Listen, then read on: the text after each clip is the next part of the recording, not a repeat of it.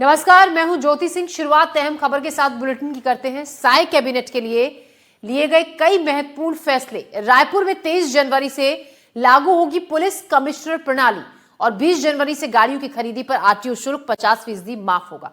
तो बड़े फैसले साल के पहले दिन। आपको बता दें, अच्छी जानकारी, छत्तीसगढ़ के सभी लोगों के लिए 5,500 रुपए प्रति मानक बोरा की दर से तेंदूपत्ता खरीदने का फैसला लिया गया। कैबिनेट की मीटिंग में ये फैसले लिए गए।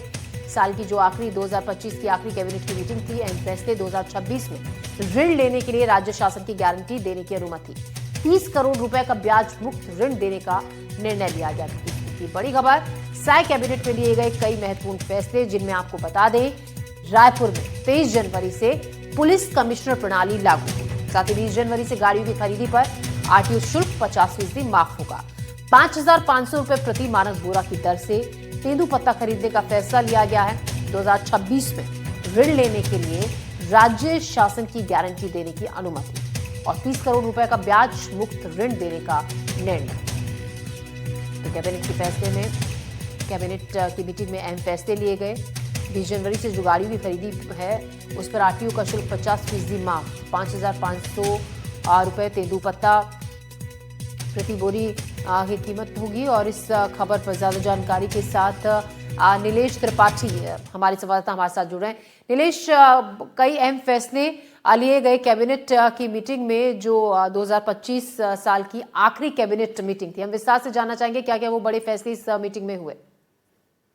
देखिए, जो अंतिम दिन जो फैसला लिया गया है उसमें कई 10 प्रमुख जो फैसले लिए गए, उसमें से जो प्रमुख हैं, जिनको जो सीधे तौर पर हार्रा की कैबिनेट के लिए गए सभी निर्णय जो हैं वो हर वर्ग को प्रभावित करते हैं, लेकिन जो जिसकी चर्चा सबसे ज्यादा हो रही है और जिसको लेकर सबसे ज्यादा उत्सुकता थी लोगों को, वो ये थी कि रायपुर में कमिश्नर पुलिस प्रणाली जो है वो लागू करने को लेकर बात चल रही थी और कब से लागू किया जाएगा इस पर ही संशय बना हुआ था, जिसको कैबिनेट की बैठक के बाद उस संशय को खत्म कर दिया गया है और इस बात का ऐलान कर दिया गया है कि 23 जनवरी से छत्तीसगढ़ की राजधानी रायपुर में जो है वो पुलिस कमिश्नर प्रणाली जो है वो लागू कर दी जाएगी। अब चर्चा इस बात को लेकर हो रही है कि पुलिस कमिश्नर प्रणाली जब लागू होगी तो व्यवस्थाएं क्या क्या बदलेंगी। तो उसमें भी जो बिहाफ ऑफ सोर्सेस, हालांकि ये बताया जा रहा है कि 7 दिन के भीतर अभी खाका तैयार करना है इस पर स्पष्ट की किस तरह से पुलिस कमिश्नरेट जो होगा वो काम करेगा। लेकिन जो चूंकि पहले से चल रही थी चर्चा और काफी तैयारियां कर ली गई हैं, तो उसमें जो प्रमुख जानकारियां सामने आई हैं वो ये हैं कि इंदौर और उत्तर प्रदेश के शहरों में लागू कमिश्नर प्रणाली जो है उसको ही आधार बनाया जा रहा है। हालांकि चर्चा इस बात को लेकर थी कि भुवनेश्वर की जो कमिश्नरेट प्रणाली है उसको उस पर फोकस किया जा रहा था, लेकिन जो अभी जानकारी मिली है कि इंदौर और उत्तर प्रदेश के शहरों में लागू पुलिस कमिश्नर प्रणाली को आधार बनाया गया है और इसमें बहुत सारी ऐसी चीजें हैं जो बदलाव हो जाएंगी।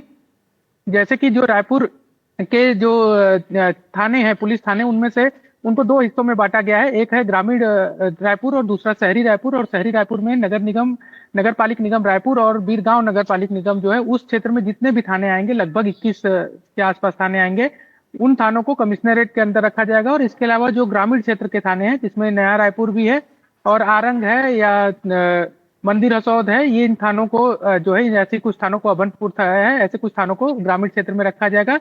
ग्रामीण के लिए एक अलग एसपी होगा और कमिश्नरेट जो लागू होगी उसमें कमिश्नर होगा, उनके नीचे एडिशनल कमिश्नर होंगे और 2, और उसके नीचे जो है वो सीएसपी रैंक के अधिकारी जो हैं वो रहेंगे, जिनको जो आईपीएस ही होंगे। थानों का प्रभार जो है वो डीएसपी रैंक के अधिकारियों को दिया जाएगा। जो पहले थाना इंचार्ज हुआ करते थे टीआई रैंक के, उनको मिलता था, जो सब इंस्पेक्टर से प्रमोट होकर बनते थे। लेकिन अब डीएसपी जो राज्य पुलिस सेवा के अधिकारी होंगे उनको ही थानों की जिम्मेदारी दी जाएगी। ये बदलाव किया होगा कमिश्नरेट प्रणाली में। इसके अलावा कई सारे जो पावर हैं वो जो पहले सिर्फ कलेक्टर के पास हुआ करते थे वो कमिश्नर के पास आ जाएंगे, जैसे कि धारा 144 लगाने जैसा मसला। और इसके अलावा आर्म्स एक्ट के तहत जो लाइसेंस दी जाती है वो पहले कलेक्टर के माध्यम से दी जाती थी, आवेदन कलेक्टर को किया जाता था, लेकिन अब कमिश्नर को किया जा सकेगा। इसके अलावा मानव तस्करी के मामलों में डायरेक्ट कार्रवाई के जो निर्देश हैं वो कमिश्नर ले सकता है, उस पर निर्णय ले सकता है। ऐसे तमाम चीजों को शामिल किया जा सकता है। हालांकि 7 दिन के बाद जब स्पष्ट खाका तैयार होकर आएगा तब स्पष्टता आएगी कि और क्या क्या पावर कमिश्नर को मिलेगा। लेकिन ये इस बड़ा फैसला लिया गया कमिश्नर विष्णुदेव साय कैबिनेट की जो अंतिम बैठक हुई 2025 की, उसमें। इसके अलावा जो जिसका जिक्र आप कर रही थी कि आरटीओ में जो शुल्क माफ किया जा रहा है, एक मुश्त जो लिया जाता है लाइफ टाइम गाड़ी की खरीदी को लेकर, उसमें एक बड़ा फैसला ये लिया गया है कि 20 जनवरी से 4 फरवरी तक ऑटो एक्सपो लगाया जा रहा है रायपुर के साइंस कॉलेज मैदान में। उस दरमियान जो वाहन खरीदी बिक्री होगी, तो जो वाहन उसमें खरीदार होंगे उनको ये फायदा दिया जा रहा है कि जो आरटीओ शुल्क लगता है उसमें 50% की सब्सिडी दी जा रही है। यानी कि सपोज करिए कि अगर 10 लाख रुपए का कोई वाहन खरीदा जा रहा है, 4 पहिया वाहन, और उसमें आरटीओ का शुल्क लगभग 1.5 लाख रुपए लगता है, अगर लगता है तो उसमें 75,000 रुपए छूट मिल रहा है। यानी कि 10 लाख में 75,000 के आसपास की छूट एक बड़ी छूट मानी जा सकती है जो सरकार दे रही है। ये 2025 में जो गाड़ियां नहीं बिकी हैं, जो गाड़ियां 2025 में मैन्युफैक्चर्ड हुई थी, उन पर लागू होगा। ये भी एक बड़ा फैसला है।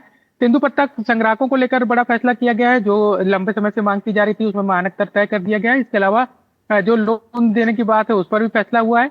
इन सबके बीच एक बड़ा फैसला ये भी है कि राइस मिलर्स को जो है वो उनको फायदा जो है उनको राहत देने, फायदा पहुंचाने का काम सरकार की है। और उसमें जो उसना चावल के मिलर्स हैं उनको पहले 20 रुपए प्रति क्विंटल प्रोत्साहन राशि दी जा रही थी, जिसको दोगुना करके 40 रुपए कर दिया गया है। ये लंबे समय से मांग की जा रही थी राइस मिलर्स द्वारा कि इस राशि को बढ़ाया जाए।